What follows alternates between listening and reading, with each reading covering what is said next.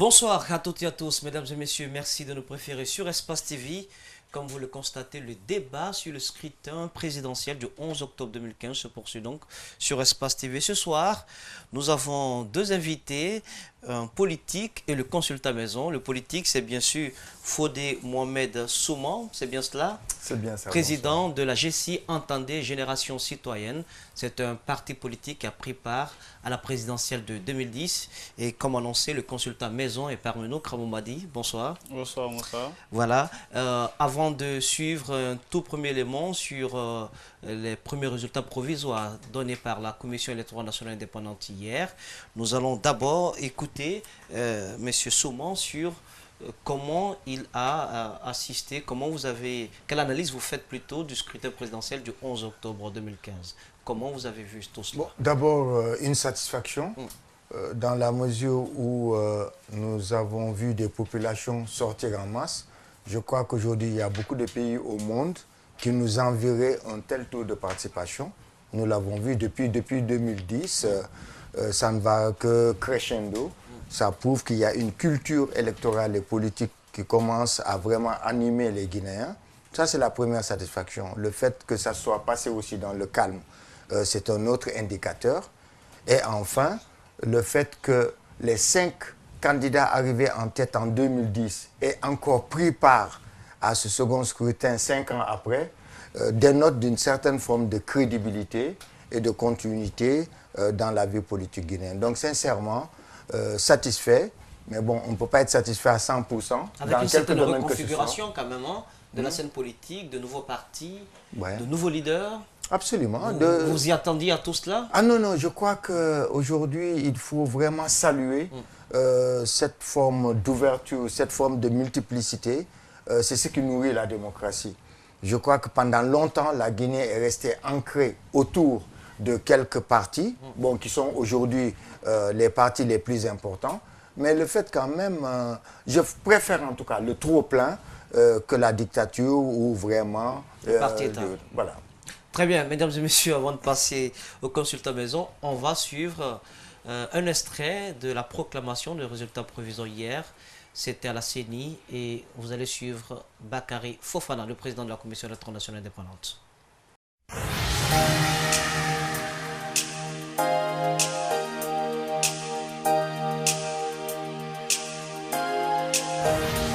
Élection présidentielle du 11 octobre 2015. Premier tour. Région Afrique. Circonscription électorale Côte d'Ivoire. Nombre total de bureaux de vote 51. Nombre de bureaux de vote pris en charge 51. Total des inscrits 31 816. Total des votants 19 481. Nombre de bulletins nuls 1154, soit 5,92%. Suffrage exprimé 18 327. Taux de participation 61,23%. Répartition des suffrages par candidature.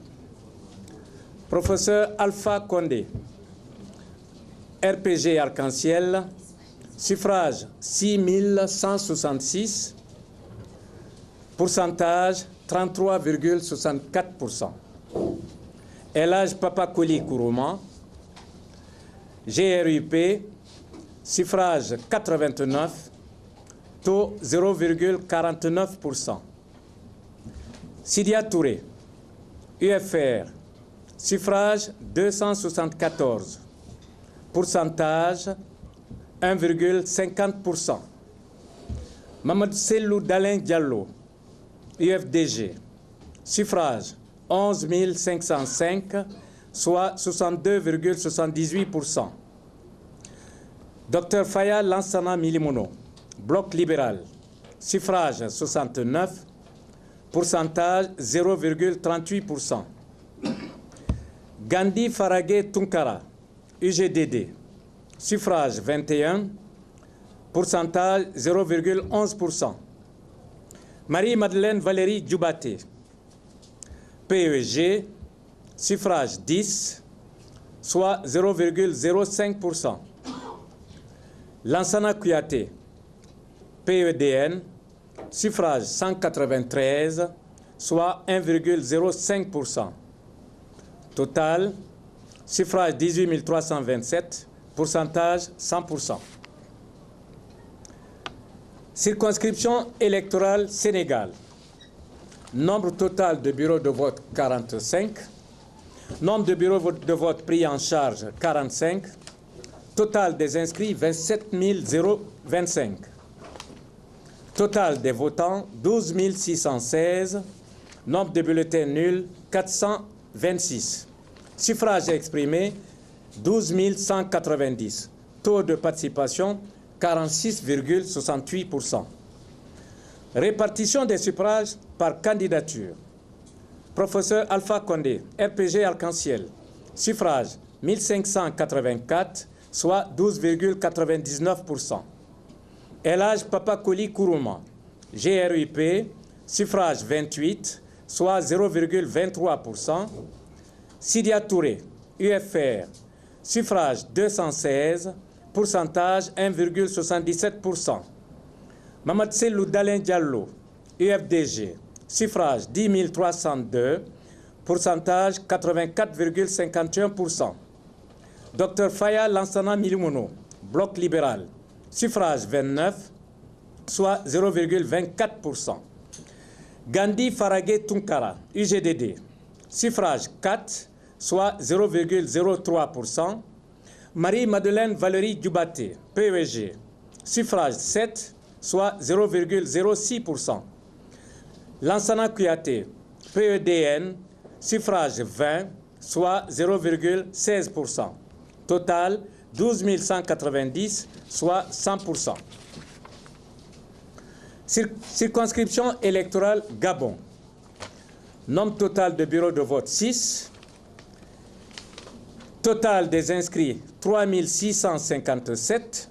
Total des votants 3 470. Nombre de bulletins nuls 111. Suffrage exprimé 3 359.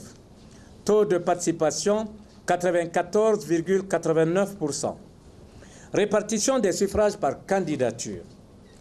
Professeur Alpha Condé, RPG Arc-en-Ciel. Suffrage 762, soit 22,69%. Elhadj Papakoli Kourouma, GRUP.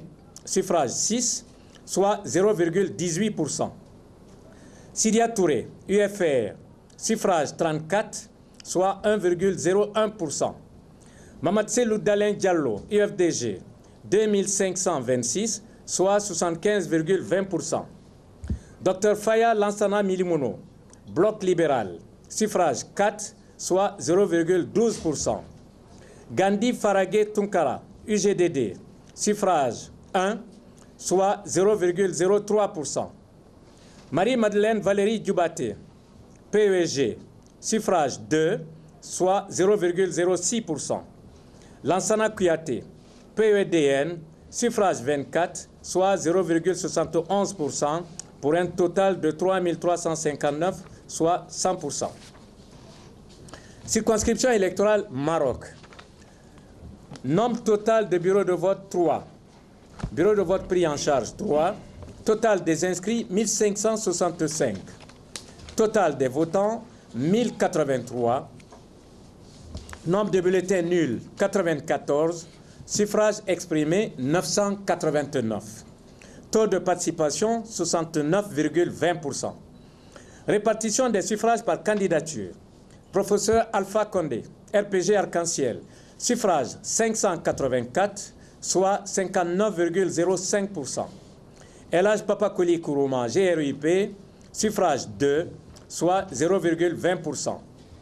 Sidia Touré, UFR. Suffrage 115, soit 11,63%. Mamad Selou Dalen Diallo, IFDG. Suffrage 222, soit 22,45%. Dr Faya Lansana Milimono, Bloc libéral. Suffrage 5, soit 0,51%. Gandhi Faragé Tunkara, UGDD. Suffrage 4, soit 0,40%. Marie-Madeleine Valérie Djoubaté, PEG, suffrage 3, soit 0,30%. Lansana Kouyaté, PEDN, suffrage 54, soit 5,46%. Total 989 pour un taux de 100%. Circonscription électorale Nigeria. Nombre total de bureaux de vote 8. Nombre de bureaux de vote pris en charge 8. Total des inscrits 5 951. Total des votants 3 806. Nombre de bulletins nuls 75. Suffrage exprimé 3 731. Taux de participation 63,96%. Répartition des suffrages par candidature. Professeur Alpha Condé, RPG Arc-en-Ciel. Suffrage 2546, soit 68,24%. Elhadj Papa Koli Kourouma, GRUP, suffrage 0, pourcentage 0,00%. Sidia Touré, 47, 1,26%. Mamad Selou Dalin Diallo, UFDG, suffrage 1088, soit 29,16%. Docteur Faya Lansana Milimono, Bloc libéral, suffrage 17, soit 0,46%. Gandhi Faragé Tunkara, UGDD, suffrage 1, soit 0,03%.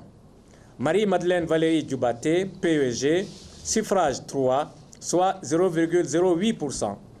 M. Lansana Kouyaté, PEDN, suffrage 29, soit 0,78%. Total 3 731 pour un taux de 100%. Circonscription électorale Libéria. Nombre total de bureaux de vote 21. Nombre de bureaux de vote pris en charge 21. Total des inscrits 16 891. Total des votants 10 188. Nombre de bulletins nuls 443. Suffrage exprimé 9 745. Taux de participation 60,32%. Répartition des suffrages par candidature.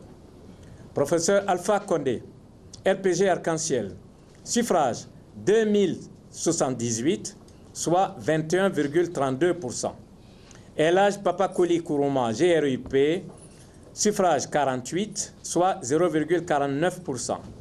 Sidia Touré, UFR. Suffrage 143, soit 1,47%. Mamad Selou Dalin Diallo, UFDG. Suffrage 7330, soit 75,22%. Dr Faya Lansana Milimono, Bloc libéral. Suffrage 48, soit 0,49%. Gandhi Faragé Tunkara, UGDD.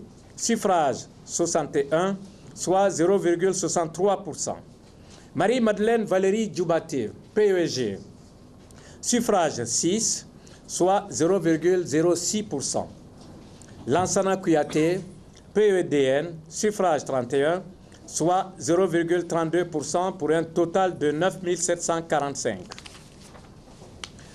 Circonscription électorale Gambie. Nombre total de bureaux de vote 17. Nombre de bureaux de vote pris en charge 17. Total des inscrits 13 889. Total des votants 6 628. Nombre de bulletins nuls 155. Suffrage exprimé 6 473. Taux de participation 47,72%. Répartition des suffrages par candidature. Professeur Alpha Condé, RPG Arc-en-Ciel. Suffrage 305, soit 4,71%. Elhadj Papa Koli Kourouma, GRUP. Suffrage 14, soit 0,22%. Sidia Touré, UFR. Suffrage 71, soit 1,10%. Mamad Selou Dalin Diallo, UFDG. Suffrage 6044, 93,37%. Dr Faya Lansana Milimono, Bloc libéral. Suffrage 21, soit 0,32%. Gandhi Faragé Tunkara, UGDD. Suffrage 4, soit 0,06%. Marie-Madeleine Valérie Djoubaté, PEG. Suffrage 6, soit 0,09%. Lansana Kouyaté, PEDN. Suffrage 8, soit 0,12%. Total, 6 473 voix. Répartition des suffrages par candidature. Circonscription électorale Mali. Nombre total de bureaux de vote 27. Total des inscrits 13 943. Total des votants 5 495. Nombre de bulletins nuls 122. Suffrages exprimés 5 373. Taux de participation 39,41%. Répartition des suffrages par candidature. Professeur Alpha Condé, RPG Arc-en-Ciel. Suffrage 2 999, soit 55,82%. Elhadj Papakoli Kourouma, GRUP, suffrage 17, soit 0,32%. Sidia Touré, UFR, suffrage 54, soit 1,01%.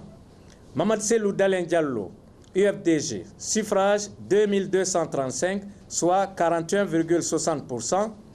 Dr Faya Lansana Milimono, bloc libéral, suffrage 6, soit 0,11%. Gandhi Faragé Tunkara, UGDD, suffrage 20, soit 0,37%. Marie-Madeleine Valérie Dubate, PEG, suffrage 5, soit 0,09%. Lansana Kouyaté, PEDN, suffrage 37, soit 0,69%. Total, 5 373. Région Europe. Circonscription électorale Pays-Bas. Nombre total de bureaux de vote 1. Nombre de bureaux de vote pris en charge 1. Total des inscrits 997. Total des votants 610. Nombre de bulletins nuls 16. Suffrage exprimé 594. Taux de participation 61,18%. Répartition des suffrages par candidature. Professeur Alpha Condé, RPG Arc-en-Ciel, suffrage 196, soit 33,00%. Elhadj Papakoli Kourouma, GRUP, suffrage 0, pourcentage 0. Sidia Touré, UFR, suffrage 12, soit 2,02%. Mamad Selou Dalen Diallo, UFDG, 385, soit 64,81%. Dr Faya Lansana Milimono, bloc libéral, suffrage 0. Gandhi Faragé Tunkara, UGDD, suffrage 0. Marie-Madeleine Valérie Dubate, PEG, suffrage 0. Lansana Kouyaté, PEDN, suffrage 1, soit 0,17%. Total 594. Circonscription électorale Allemagne. Nombre total de bureaux de vote 2. Nombre de bureaux de vote pris en charge 2. Total des inscrits 1106. Total des votants 664. Nombre de bulletins nuls 13. Suffrage exprimé 651. Taux de participation 60,04. Répartition des suffrages par candidature. Professeur Alpha Condé, RPG Arc-en-Ciel, suffrage 243, soit 37,33%. Elhadj Papakoli Kourouma, GRUP, suffrage 2, soit 0,31%. Sidia Touré, UFR, suffrage 42, soit 6,45%. Mamad Selou Dalen Diallo, UFDG, suffrage 352, soit 54,07%. Dr Faya Lansana Milimono, bloc libéral, suffrage 2, soit 0,31%. Gandhi Faragé Tunkara, UGDD, suffrage 3, soit 0,46%. Marie-Madeleine Valérie Dubate, PEG, suffrage 2, soit 0,31%. Lansana Kouyaté, PEDN, suffrage 5, soit 0,77%, pour un total de 651. Circonscription électorale France. Nombre total de bureaux de vote 10. Nombre de bureaux de vote pris en charge 10. Total des inscrits 8245. Total des votants 4289. Nombre de bulletins nuls 177. Suffrage exprimé 4112. Taux de participation 52,02%. Répartition des suffrages par candidature. Professeur Alpha Condé, RPG Arc-en-Ciel, suffrage 1884, soit 45,82%.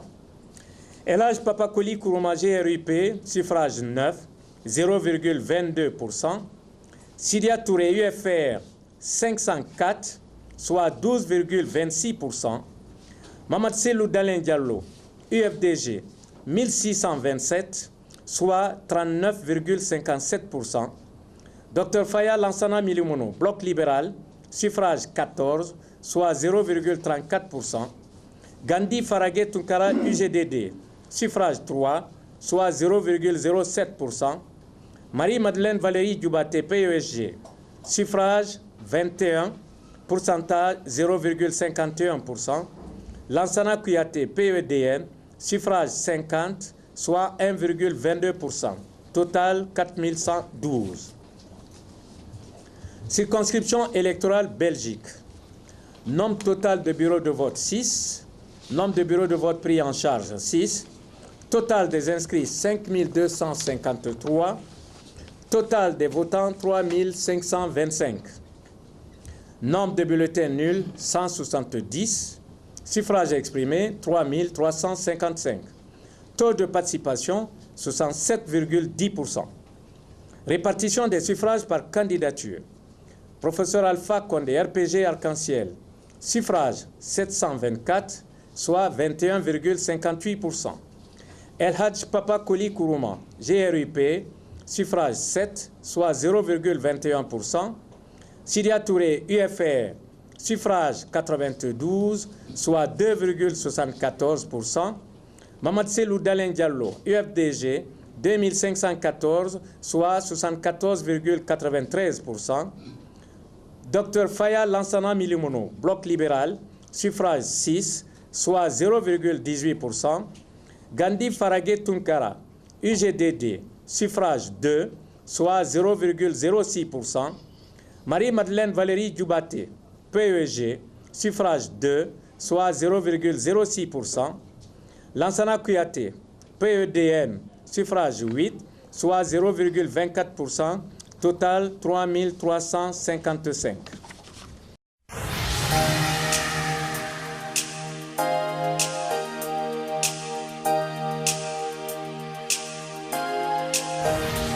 Voilà, mesdames et messieurs, retour donc sur ce plateau. Kramon m'a dit, la proclamation des résultats provisoires par la Commission électorale nationale indépendante, est-ce que cela est de nature, selon vous, à baisser un tout petit peu la tension que nous vivons dans la cité, surtout quand on sait déjà sur les premiers résultats donnés hier, certains partis qui contestent le scrutin, sa régularité, ont une position qui n'est pas du tout mal, comme on le dit.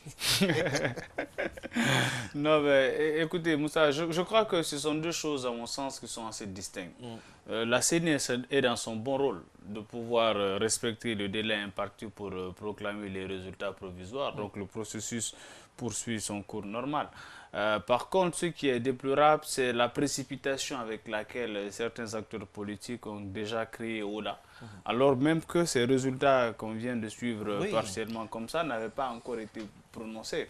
Et vous conviendrez avec moi que, quelles que soient les hypothèses qu'ils formulent, il va falloir les rapprocher avec ce que la CENI va officiellement proclamer et ce que la Cour constitutionnelle va entériner. Donc il était important que les uns et les autres se réservent de tout commentaire public de la sorte pour que, au soir de la proclamation provisoire définitive, qu'on sache effectivement qu'est-ce qu'il y a eu comme différence, qu'est-ce qu'il y a comme grief à faire savoir. Mais lorsqu'on crie par anticipation sans pour autant que les résultats peut-être que les résultats peuvent surprendre. Absolument. Donc c'est le revers justement de la médaille. Vous pouvez déjà vous sentir victime de fraude, vous pouvez déjà penser que vous êtes victime de réduction de suffrage, alors que ça peut être tout autre chose. Donc il y a des préjugés qui ne sont pas permis dans ce genre de situation. Il faut attendre effectivement que tout soit consolidé pour qu'on ait des résultats qui reflètent ce que la CENI estime être les résultats issus des bureaux de vote, voilà, des urnes. Très bien, Fodé Mohamed Souma, vous le savez, il y a eu 8 candidats à ce scrutin présidentiel. 7 déjà rejette les résultats bien avant que la CENI ait commencé à donner les résultats provisoires. Et vous, comment est-ce que vous apercevez tout cela? C'est regrettable. Regrettable dans la mesure où on a forcé personne à être candidat. Regrettable dans la mesure où on attise une tension qui n'a pas lieu d'être. Je crois que lorsqu'on est candidat à une élection, on maîtrise déjà les tenants et aboutissants avant la date indiquée. Donc, ils ont déposé... Oui, mais ils ont déposé leur caution, oui. Ils ont battu campagne. Je crois que, de facto, ils acceptaient d'intégrer le processus. De facto, ils acceptaient vraiment tout ce que la CENI avait fait en amont. Donc, je trouve quand même regrettable qu'on arrive, avant même la proclamation des résultats provisoires, voire définitifs par le Conseil constitutionnel, qu'on soit là à crier vraiment au diable. Non, est-ce que vous êtes rendu le jour du scrutin dans quelques bureaux de vote? Parce que l'opposition, non, je n'étais pas c'est parti quand même, soulève pas mal de griefs. Ouais, je n'étais pas. On parle d'anomalie, on parle de bourrage d'urnes. Il reste bien entendu à prouver tout cela. On parle du fait que certains délégués de l'opposition ont été chassés du côté de la Haute-Guinée. Vous ne pensez pas qu'il y a quand même peut-être des raisons qui pourraient expliquer ce mécontentement de l'opposition?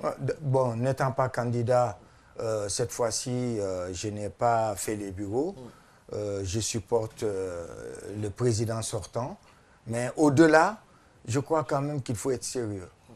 Je crois qu'il y a des observateurs. Je crois que dans tous les bureaux de vote, il y a des délégués.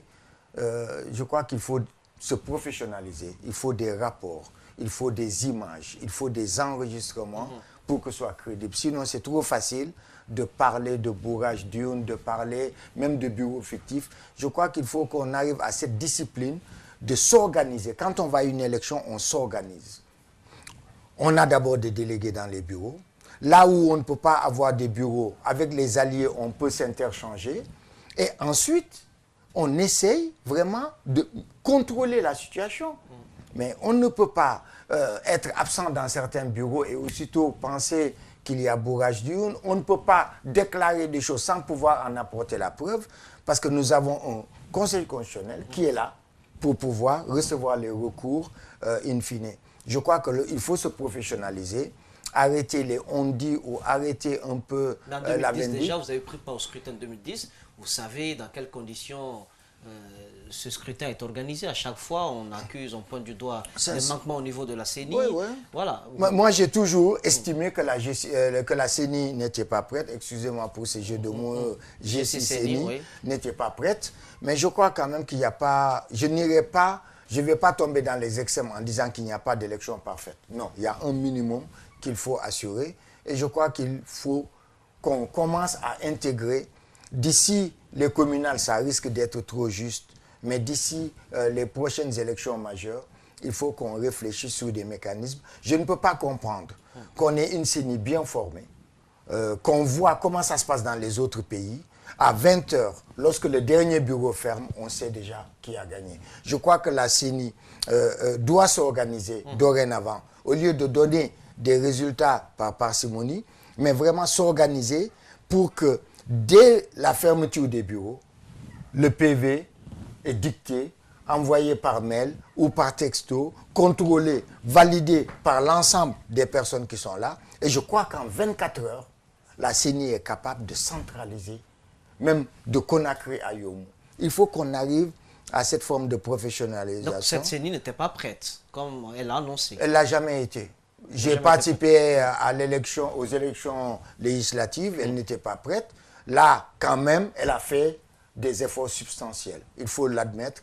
Je ne vais pas refaire le monde. Je crois qu'aujourd'hui, on a une élection qui s'est bien passée, dans la paix, dans la quiétude, avec des records absolus. Quand on sait les taux de participation dans les pays limitrophes et en Europe, aux États-Unis, je crois qu'il faut aller aujourd'hui à l'essentiel, que les candidats qui étaient en course puissent accepter les résultats issus des urnes et que s'il y a des voies de recours, ben, que ce ne soit pas dans la rue, mais à travers le Conseil constitutionnel qui est là, et puis que, in fine, qu'on puisse féliciter le vainqueur, comme ça se fait dans les démocraties qui se respectent. Et cette culture démocratique n'est pas facile, mais il faudrait qu'on commence déjà à l'intégrer dans les consciences. C'est une compétition.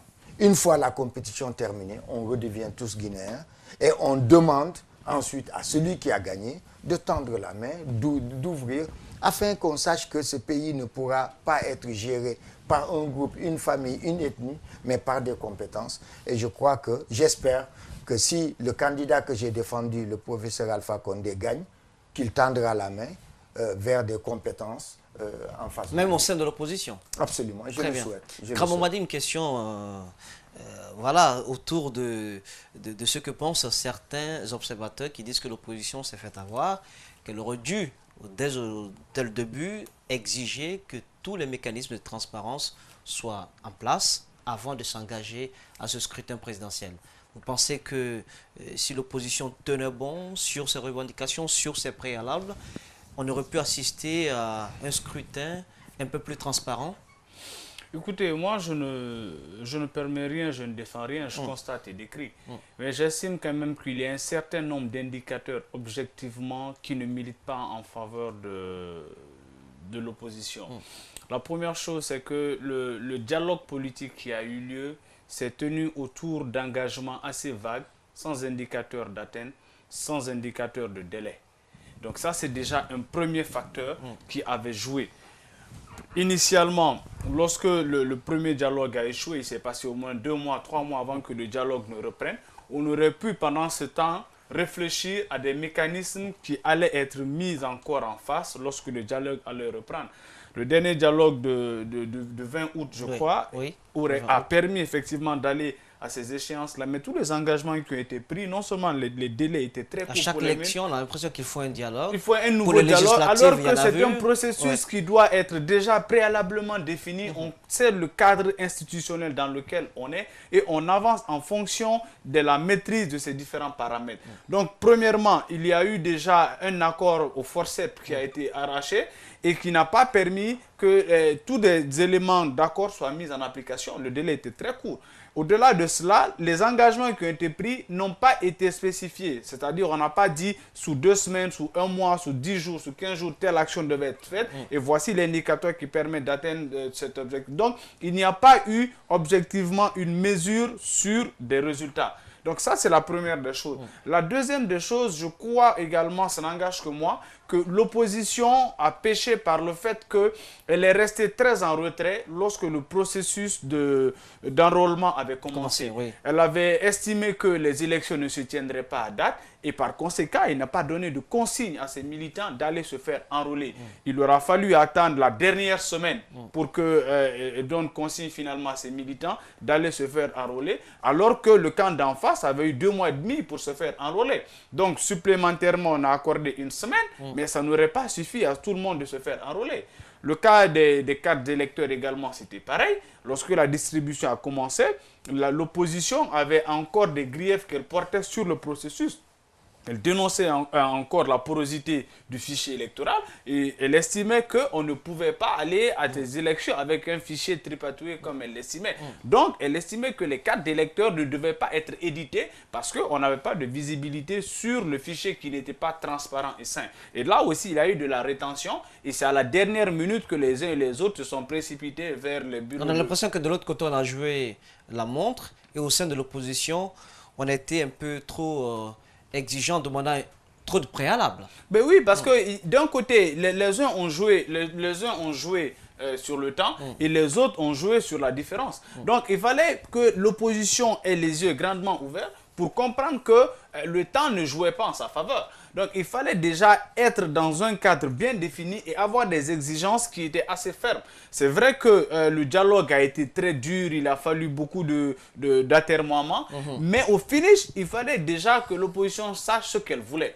Parce qu'à beaucoup d'égards, elle s'est obstinée à ne pas accepter un certain nombre de choses qu'elle a fini par accepter. Donc, si effectivement elle savait qu'elle aurait fini par accepter cela, pourquoi résigner là-dessus et pourquoi s'obstiner à perdre du temps? Donc, elle-même, elle a été son propre fossoyeur de ce point de vue. Mais en même temps, il faut reconnaître aussi que le camp d'en face, la mouvance présidentielle, n'a pas joué suffisamment un franc jeu.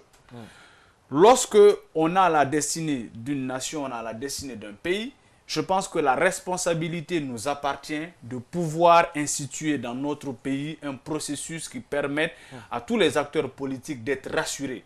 Parce que la gestion du processus électoral repose d'abord sur la confiance. On se souvient que le Premier ministre, qui est normalement le maître du dialogue constitutionnellement, n'a pas exercé ce rôle. Il est resté absent, il y a eu un silence d'omerta sur tous les engagements qu'il devait prendre vis-à-vis du processus qui était complètement bloqué, qui était complètement gelé. Il n'a rien fait pour faire avancer ce processus. Et ça, c'est des choses qui n'ont pas permis justement d'avoir un climat apaisé. Et c'est ce qui nous a plongé dans une tension qui ne méritait pas d'être là, dans une crispation de la vie politique et même de la vie économique. Finalement, on a vu ce que ça donnait, des pertes en vies humaines pour aboutir à quoi? Donc je crois que dans l'un ou dans l'autre des cas, les acteurs politiques sont responsables de ce qui leur arrive. Ils doivent pleinement en tirer les conséquences. Fodé Mohamed Souman, l'opposition, vous la connaissez bien, pour en avoir fait partie. Il y a énormément de critiques sur cette opposition. Vous pensez qu'elle s'est fait avoir pour ce scrutin présidentiel? Au début, il y avait énormément de préalables. Et puis, on a l'impression aussi que ce n'est pas le même point de vue. C'est vrai que c'était des candidats qui ont pris part à ce scrutin présidentiel. Mais quand on voit que sur 7 qui contestent, qui annoncent ne pas reconnaître les résultats, il y a 2 qui se sont retirés du processus électoral déjà. Et les autres qui continuent tout en disant nous n'allons pas reconnaître les résultats. On sent une sorte de division au sein de ce bloc.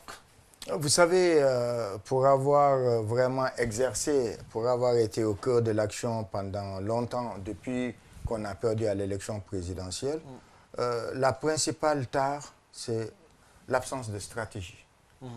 Ce mot ne fait pas partie du vocable de l'opposition. On a toujours navigué à vue, on a toujours opéré par réaction à ce que le président Alpha Condé posait comme acte ou à ce que la mouvance posait. Donc on a toujours eu une longueur de retard. Et ça a continué, et ça continue à perdurer. Je crois qu'une opposition doit savoir faire une introspection à partir d'un échec. Pourquoi j'ai échoué, comment je dois procéder. Je crois que c'est ce qui manque. C'est pourquoi je crois qu'après cette élection, je crois qu'il y a un travail qui va être fait. À l'interne, est-ce que vous ne pensez pas qu'on ne joue pas franc jeu aussi? Non, mais vous savez, la mouvance est dans son rôle. Lorsque vous avez une opposition qui n'a pas de stratégie et qui est en réaction, au lieu d'être en action, ben vous jouez là-dessus. Attends, qui est fou, comme diraient les Ivoiriens. Donc, ils ont constaté que nous étions toujours en réaction. Réaction. Alors qu'une opposition doit agir. Une opposition doit obliger le pouvoir à se rectifier, à vraiment améliorer les choses. Donc, moi, je crois que ce qui a manqué, c'est le mot stratégie. La stratégie. Et puis, bon, l'unité de façade. Lorsqu'une opposition fait semblant d'être unie, c'est pas bon. Parce qu'à l'intérieur d'une opposition, il doit y avoir des clashs. Les différences doivent se manifester. Les désaccords doivent être sus. Mais en Guinée, lorsqu'on avait des problèmes, lorsqu'on avait des trucs, il fallait les taire. Parce que, selon certains, ça va diviser l'opposition. Non. Une opposition est faite pour être divisée. Déjà, elle est divisée. Mais non, je crois qu'il y a une culture politique qui manque à certains de nos leaders. C'est ça qui nous a plombés. Il y a une démocratie interne. Sincèrement, au sein de l'opposition, on discute à bâton rompu, on parle de tout. Mais le problème, c'est qu'il y a un groupe qui décide, et ce groupe, c'est le groupe des anciens premiers ministres, ils n'ont pas de culture politique, des gens qui ont été parachutés à la tête de partis politiques, donc qui ne savent même pas ce que c'est que le porte-à-porte, penser des documents, implanter un parti, ils ne savent pas. Et je crois que c'est ce manque de culture politique qui fait qu'ils ont une lecture différente de nous autres, qui savons que la politique, c'est le terrain. La politique, c'est la proximité, c'est l'inclusion. Donc, on a eu ces clashs. Et au jour d'aujourd'hui, je crois que cette opposition doit se recentrer. Et j'ose espérer qu'il y aura une recomposition. Vous avez vu venir le naufrage auquel nous assistons maintenant. C'est la raison principale. Je vous assure que c'est gros comme une montagne que l'opposition allait sombrer. C'est gros comme une montagne. C'est-à-dire que vous ne pouvez pas demander une chose et son contraire. Je vous dis, il y avait des revendications légitimes. Je me suis battu, moi, pour que Remarque ne soit pas là. Mais in fine, elle était là. Aujourd'hui, qui eût cru qu'on pouvait avoir la présidentielle avant les communales? Alors que constitutionnellement, dans les délais impartis, on pouvait. Donc si l'opposition s'était arc-boutée à cette histoire de communal, même le président Alpha Condé aurait cédé. Non pas parce qu'il a peur, non, parce que les élections coûtent cher. Mais le président Alpha Condé a intérêt, puisque les élections coûtent cher, à faire l'élection qui lui paraît la plus importante, c'est-à-dire la présidentielle. C'était à l'opposition maintenant de dire, vous croyez qu'il y aurait eu élection présidentielle si l'UFDG avait dit je n'y vais pas? Si l'UFR avait dit? Mais qui aurait cru? Quelle aurait été la crédibilité de cette élection? Même le président Alpha Condé, attends, on est élu pour gouverner, mais on n'est pas élu pour ensuite gérer une gouvernance orageuse. Je crois qu'il aurait cédé parce qu'il est intelligent, il est politique et il aime ce pays. Donc il aurait accepté. Mais comme l'opposition a mis un frein à ses demandes, ben lui, ça l'arrangeait d'organiser la présidentielle avant les communales. Et puis vous allez voir, les communales ne sont pas loin. Hein. Très bien. Une fois qu'il a maintenant son mandat, là, je crois qu'il a décidé de se mettre au travail. Il va balancer les communales derrière, vous allez voir. Ah oui. Mais donc l'opposition aurait dû s'arc-bouter à cette demande légitime, constitutionnelle, et je crois que ça aurait marché. Mais à l'interne, on parle aussi de dictat. Bien entendu, de ce groupe que vous appelez les anciens premiers ministres. Vous auriez été d'ailleurs l'une des victimes pendant les je ne le dis pas, comme attaque. Oui, on a vu c'est un constat. On veut juste comprendre. Ouais. Voilà, vous auriez demandé à ce que Cellou Dalein Diallo vous soutienne du côté de Kaloum. Ceux qui n'auraient pas accepté, il aurait plutôt demandé que vous acceptiez de travailler avec Sidya Touré. Non, vous savez, on ne va pas refaire le monde. Ouais. Ce qui est fait est fait. Ce que j'ai appris durant cette traversée de désert, durant cet échec, c'est... Vous avez fait cette demande?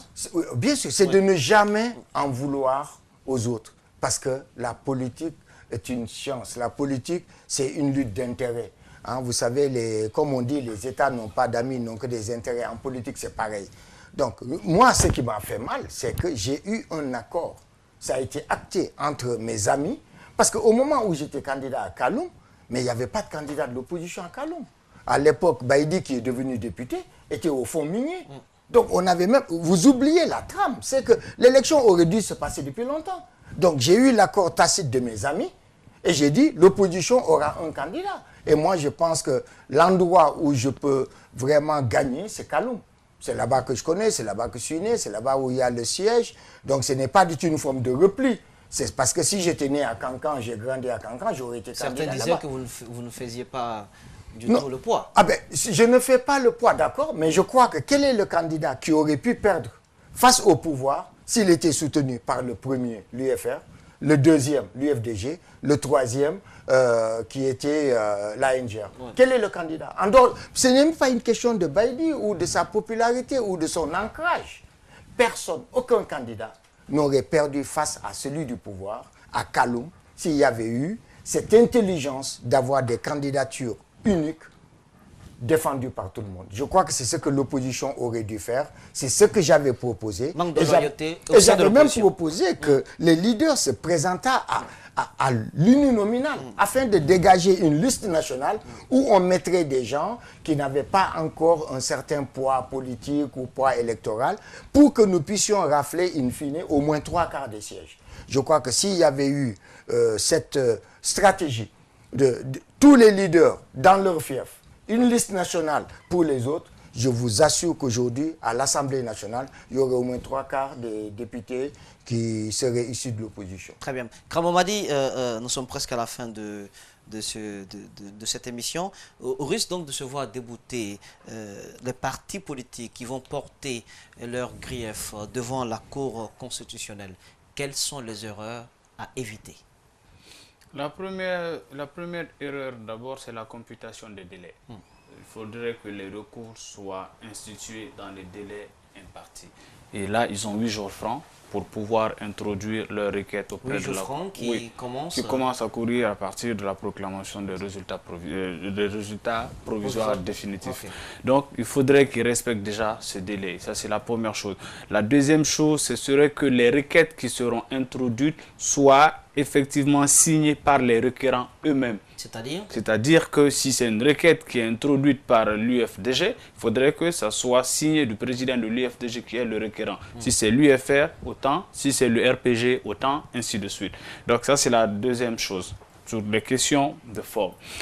La troisième chose qui est maintenant une question de fond, il faudrait que les éléments qui vont être soumis à l'appréciation du juge, qui sont les prétentions, parce qu'il appartient seulement au juge de dire si ces prétentions sont bien ou mal fondées. Donc il faudrait qu'au soutien de ces prétentions, qu'il y ait des preuves qui les étayent et que ces preuves-là soient matérielles. Des preuves matérielles. Des preuves matérielles, des photos, oui. Des images, audio, des enregistrements audio, des fichiers, de la documentation, qui puissent asseoir la conviction du juge sur le fondement et sur le bien fondé des prétentions qui lui sont soumises pour son appréciation. Et le juge de son impérium, donc, verra d'abord, premièrement, est-ce que les griefs qui sont soumis à son appréciation sont issus du contentieux électoral, c'est-à-dire que ça ne relève pas du droit commun. Parce que si vous allez soumettre au juge constitutionnel une querelle qui s'est déroulée entre deux représentants de partis politiques dans un bureau de vote, c'est purement du droit commun, ça relève purement du droit pénal,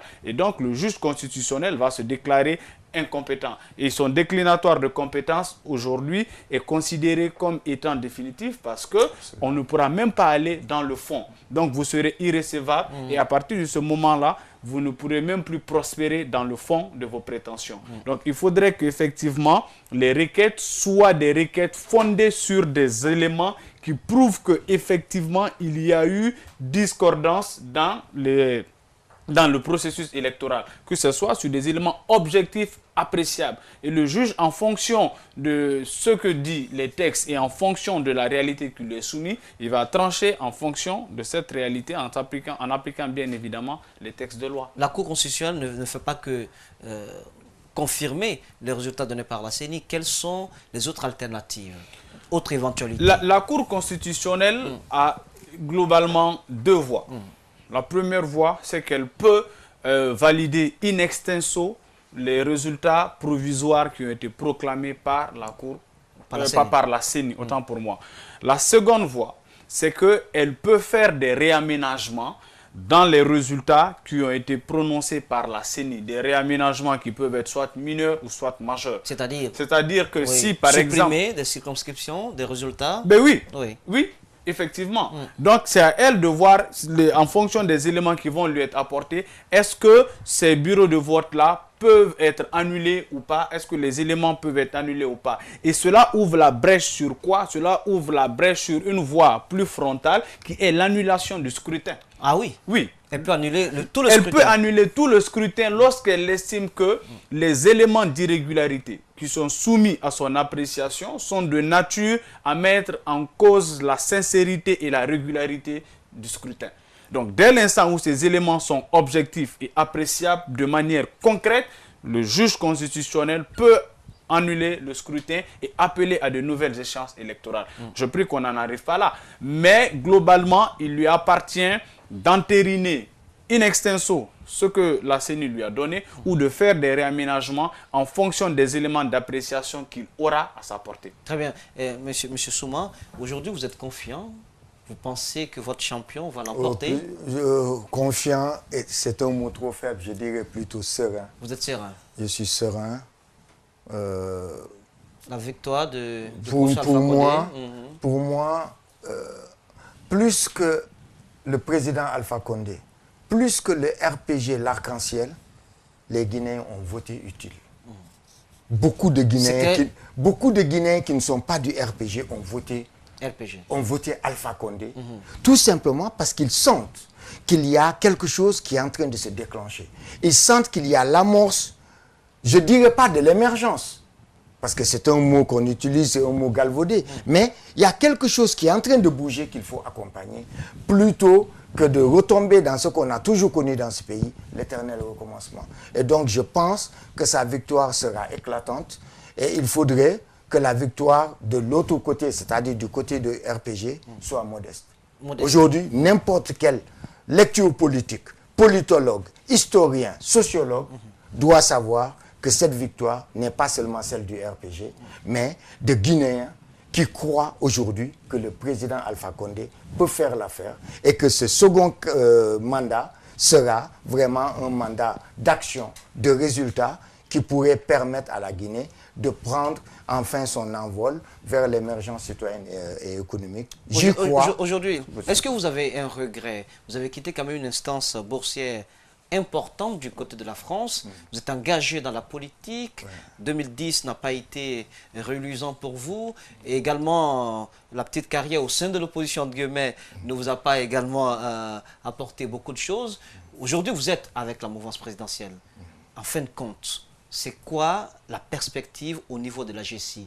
Est-ce que finalement, on va vous voir fondre dans la grande masse, puisqu'il s'agit du RPG arc-en-ciel? Vous allez prendre l'une des couleurs de l'arc-en-ciel un de ces jours? Non, d'abord, je commencerai par dire qu'il n'y a aucun regret par rapport à mon choix d'entrer en politique. C'est du temps gaspillé, c'est de l'argent. Beaucoup d'argent, beaucoup de temps. Que vous avez laissés. Absolument, oui. Je sais. Mais il n'y a aucun regret. Je crois vous avoir dit il y a quelques années que pour moi, la Guinée n'a pas de prix. Ça, c'est la première chose. La seconde, c'est qu'aujourd'hui, nous sommes venus soutenir une action, un programme, un homme. Nous ne sommes pas du tout venus pour nous fondre dans l'arc-en-ciel.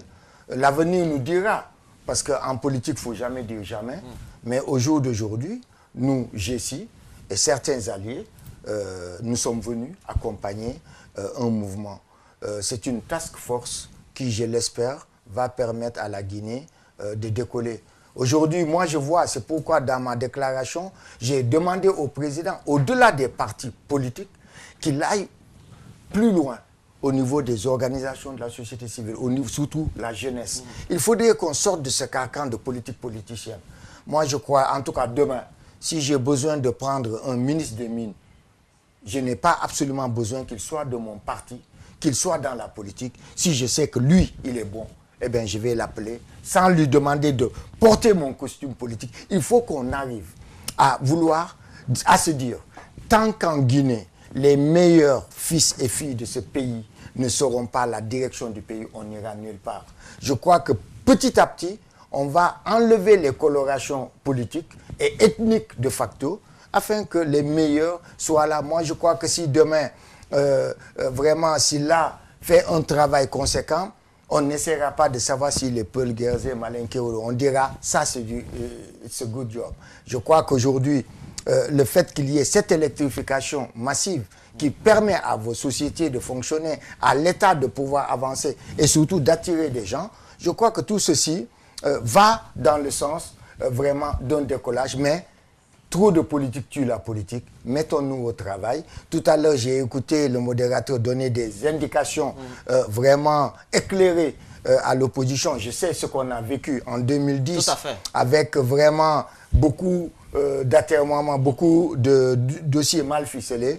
Je crois qu'aujourd'hui, il faut qu'on arrête de parler de la rue, qu'on arrête de parler d'instabilité. Celui qui n'est pas content, eh bien, tu vas. Aujourd'hui, toutes les institutions sont en place en attendant les communales, les communautaires. Eh bien, celui qui n'est pas content, celui qui a réussi... On pense qu'on est au bord du gouffre. Celui qui a réussi, non, il faut qu'on le refuse. On ne va pas être tenu en otage à cause de quelques personnes qui veulent vraiment nous créer des problèmes. Ça, on ne l'acceptera pas. La Guinée a décidé d'avancer et on avancera ensemble. Kamomadi, mot de la fin peut-être? Je crois que c'est un appel à l'apaisement, un appel à la quiétude sociale, surtout pour les acteurs politiques qui continuent à garder leur sérénité, que les discours politiques soient des discours apaisants, des discours conciliants, mais surtout des discours qui permettent des lendemains meilleurs pour notre pays. Ce qui nous unit est plus fort que ce qui nous divise. Il n'y a pas de grandes nations, il n'y a pas de grands pays. Les grandes nations, ce sont celles qui ont mis leurs divergences de côté et qui les ont constituées en convergence pour aller de l'avant. Si nous n'avons pas le même regard, si nous n'avons pas la même ambition, nous pourrons ne pas avancer. Il faudrait qu'on cesse dans notre pays d'avoir un minimum de gens qui font un maximum de choses. Il faudrait dans notre pays qu'on cesse d'avoir un groupe de personnes qui essaient de penser à la place de tout le monde. Mais il faudrait aussi qu'on apprenne dans notre pays à assumer pleinement ses responsabilités. Lorsqu'on est gouvernant, on gouverne le pays. Lorsqu'on est responsable, on est responsable de l'ensemble du pays. Il faudrait que les discours de la mouvance soient des discours apaisants. Si c'est la mouvance qui a effectivement qui sera déclaré vainqueur de ces élections, que la mouvance ait le triomphe modeste et qu'il pense à l'ouverture pour que la Guinée avance. Si c'est l'opposition qui a la chance d'être déclarée vainqueur dans ce processus, qu'elle mette de côté sa rancœur et sa rengaine et qu'on ne sorte pas encore des balles de revanche contre le camp d'en face pour que la Guinée soit au-dessus de tout le monde et que la Guinée puisse avancer. Ce sont donc sur ces mots de paix de Kramomadi que nous allons fermer portes et fenêtres de cette émission. Merci beaucoup, Monsieur Souma. Merci, Président de merci l'AGC. pour la qualité de cette émission. Merci bien. Merci Kramomadi Kamara. Merci, Au plaisir de merci. vous retrouver donc. Et mes téléspectateurs, c'est la fin de ce numéro. Demain, le débat continue sur Espace TV. D'ici là, passez d'agréables suites de programmes sur Espace TV. Regardons mieux.